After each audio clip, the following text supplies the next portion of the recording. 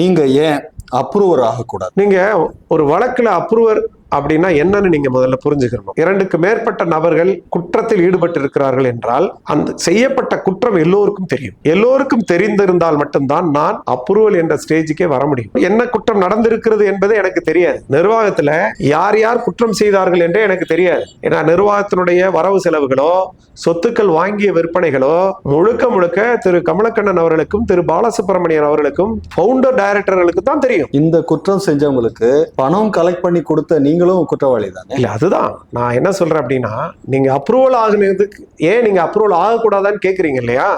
Approval ஆகுறது அப்படின்னா அவர்கள் என்னென்ன குற்றம் செய்தார்கள் என்று நான் நேரடியாக தெரிந்தும் அறிந்தும் புரிந்தும் இருந்திருந்தால் மட்டும்தான் நான் அப்ரூவராக மாற முடியும். இந்த விஷயத்தில் நான் அப்ரூவராக மாறுவதற்கான வாய்ப்பே இல்லை.